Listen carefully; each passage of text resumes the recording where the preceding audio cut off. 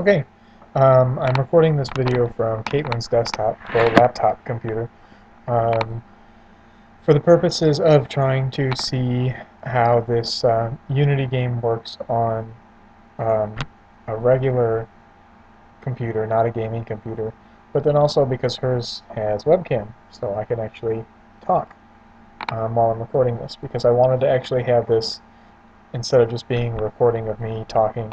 I wanted to have a recording of the actual game. So hopefully this works. Give it a shot. I don't know if I can I drag the camera to the other side? Okay.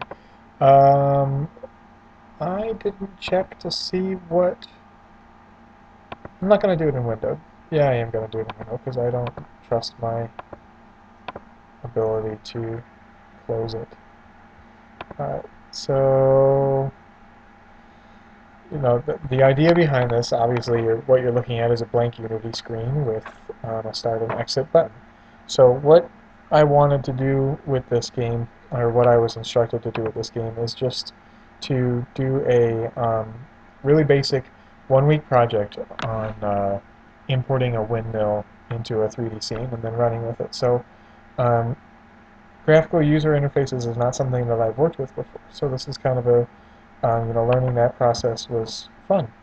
But I really feel like with another day or two, I could make this into a legitimate menu screen with music and either an animation or a side-scrolling or corner-scrolling image or something interesting. That would be nice.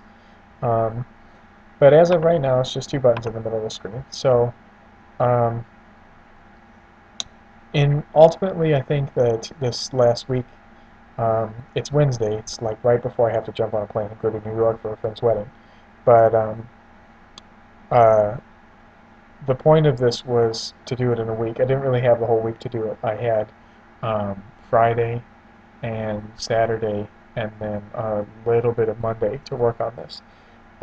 So let me just jump into this so I can show you what it is that I'm looking for.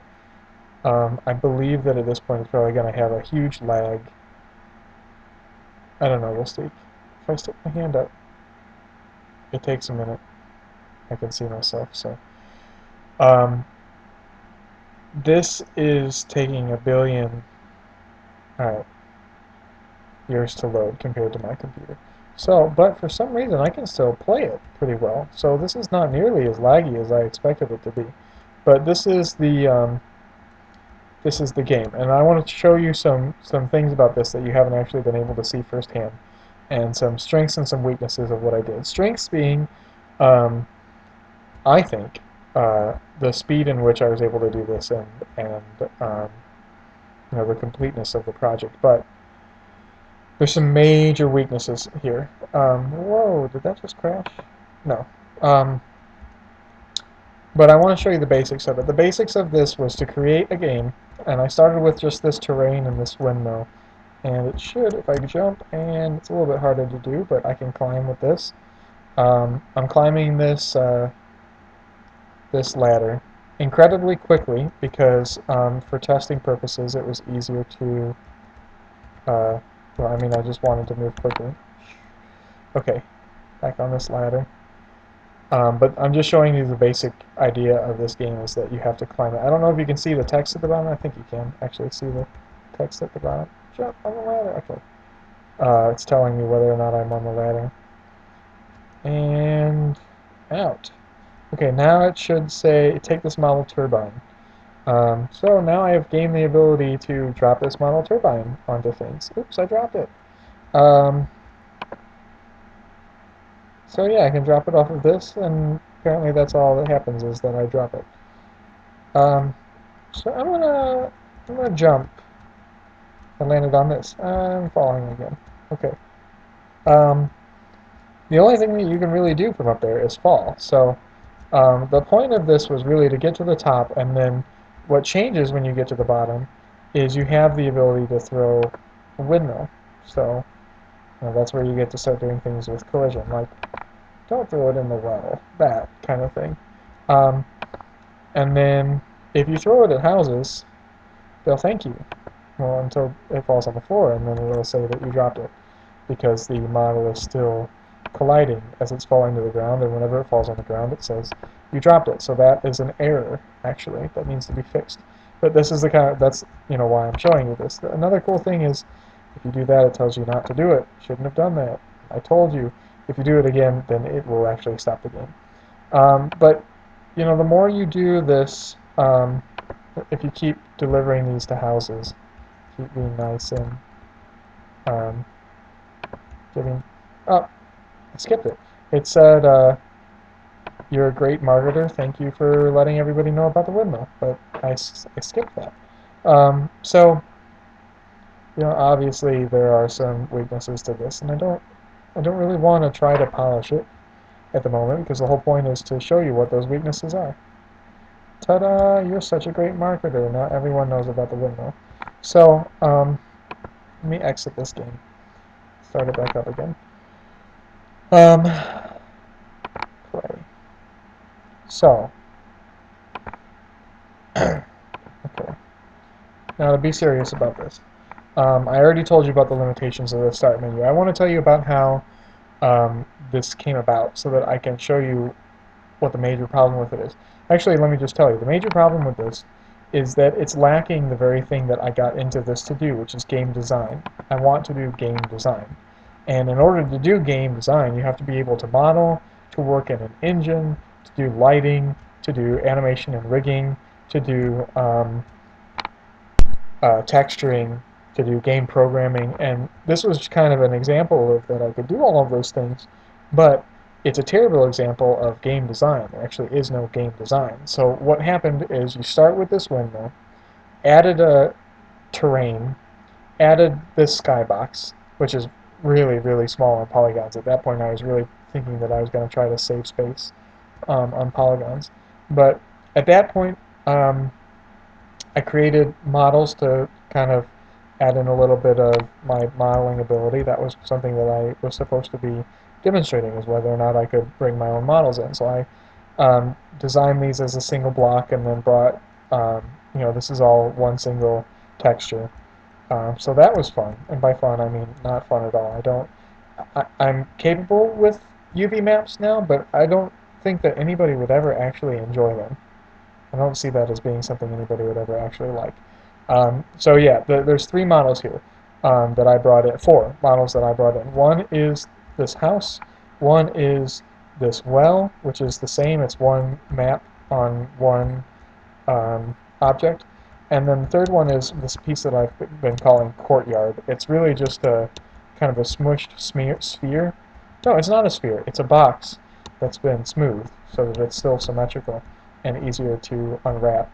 But it was really just kind of supposed to be a catch-all for something to make it look as if it was a courtyard where I could spin it any which way and it would still be usable. But not the best idea. The last thing that is those pathetic looking trees in the background that are supposed to be adding a little bit of depth to a scene, but really they just look rushed. And they were. They were. So, how would game design have changed this? Well, first of all, when I got into this, it was a windmill, a landscape, or terrain, and a skybox. So these houses were not here. These houses were added, like I said, to show modeling, but then also I thought the good purpose for them would be to box in this area. While the terrain, again, for some reason or another, oh, I found a mistake. For some reason or another, the terrain, I decided to take a little bit of a mesh, or a plane, add some noise to it at different levels, and then mirror it, and then mirror it again, and then mirror it again. So I'm going to go back up here while I'm explaining so that you can maybe see this. But for some reason what I got was, just this ultimately like 4 or 8 way symmetrical object, which for some reason I decided, yeah, that's good, that's what I wanted, and I stuck with it. I did not design a level, and that was one of the main things that I want to do, is level design, and I did not design a level for this. I just took some meshes and put them together. Obviously, this is something that I want to start over with. I want to start a new project based on this. But if you look, you can kind of tell that this is It's being cut off by the skybox, but you can kind of tell that this is symmetrical. And the major problem with that is, if we go down here and look, the places where it's uh, at the seams, it automatically creates this horrible um, artifact in the middle of the seam, which obviously is right where we're going to be stepping. So right where we need it to look the best, it looks the worst. Um, Another thing is I've got this error here with this UV texture. Uh, Big problems, big problems. The big problem is um, the lack of design.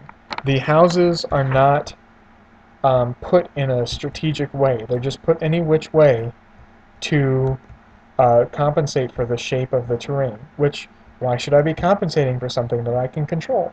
That's where design comes in. You make the terrain based on the environment you want to have. You have to design the level.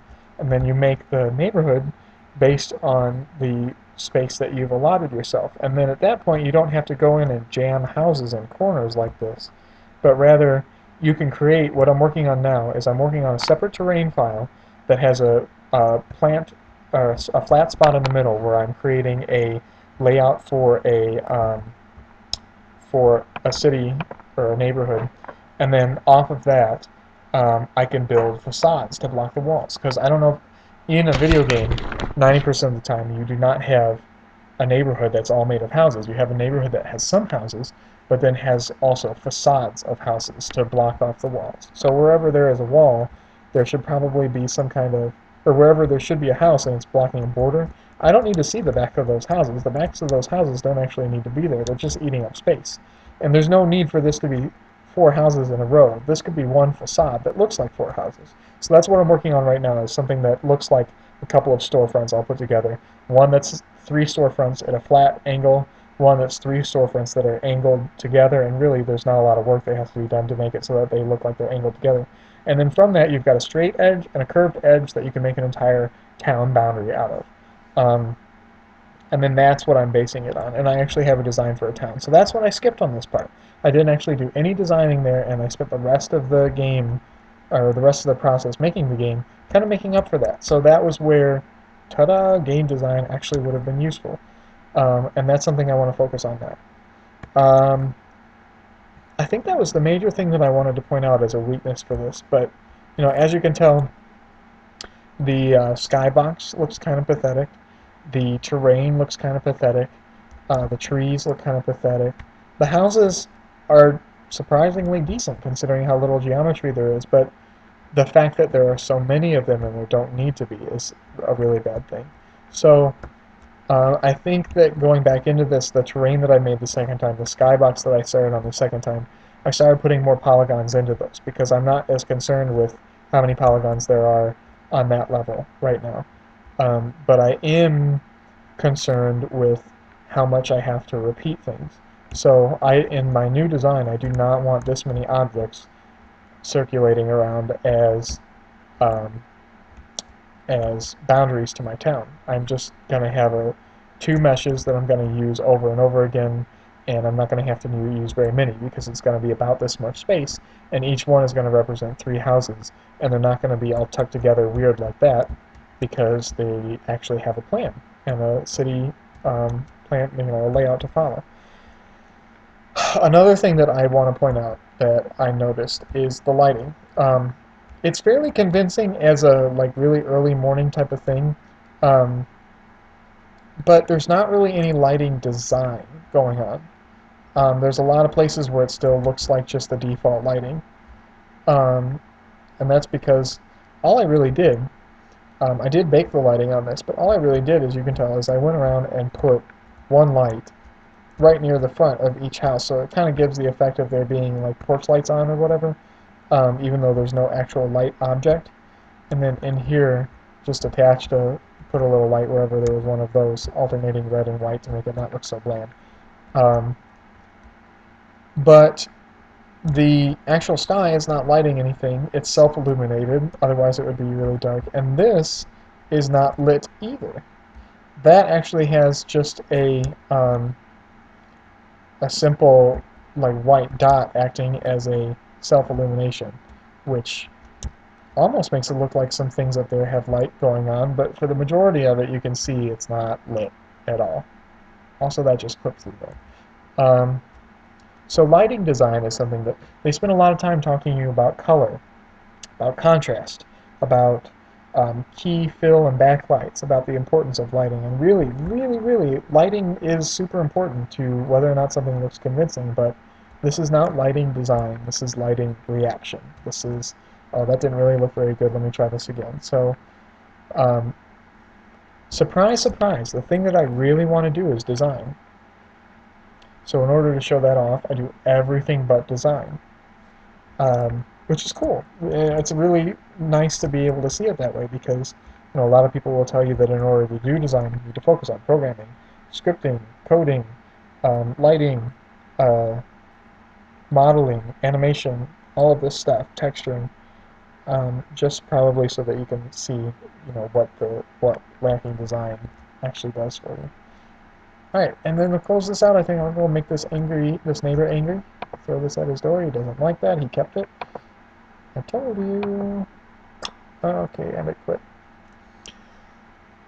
So, looking back at that, what did I learn and what am I going to change? I'm already starting I'm leaving New York in the morning in like 2 hours. So, that's not something I can really do right now.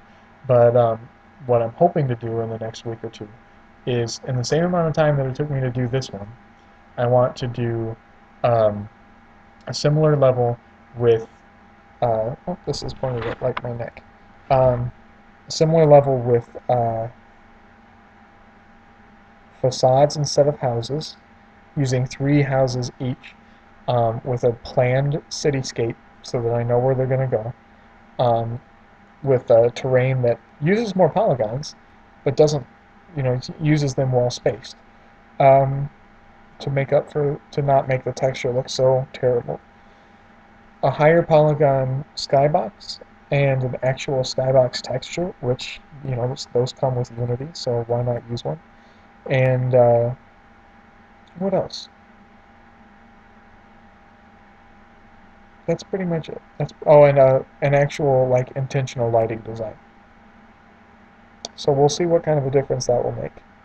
Um, I don't really plan on doing really anything with the gameplay. The gameplay is kind of what I want to stick to right now. I did think that it would be nice to have 3 stages. Stage in which you have to explore the neighborhood to collect things. You might notice some things like there being a red door, and then the windmill opens up to you, and then you can climb the windmill and go to the top. Oh, here's another thing. When you climb the windmill, you probably noticed that I could have jumped right out of the map.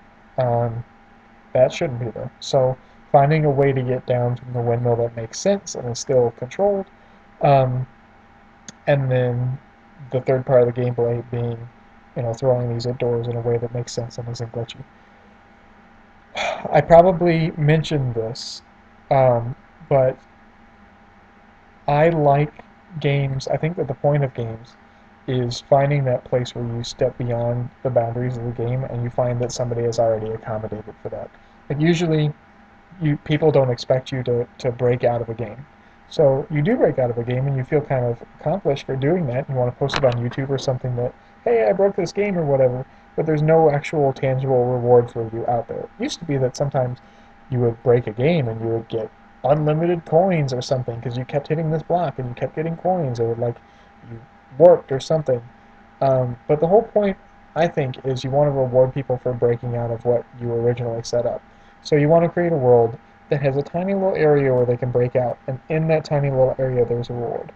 And if they break out of that, a smaller reward, and a smaller breakout with a smaller reward. So you always want to be like thinking a step ahead and anticipating that people want to break the game and want to get outside of the boundaries and do something unique, but then you want to reward them for that. So that means you have to anticipate it too. Um, but I think that magic really happens when you break a game. I think that's the point of playing a game, is to find the point where you break the game. Alright, I'm at 19.5 minutes, and in exactly 2 hours I will be leaving to get on a bus to go to New York for a wedding. So I'm going to end this now, and thank you again for watching and seeing what my game is about.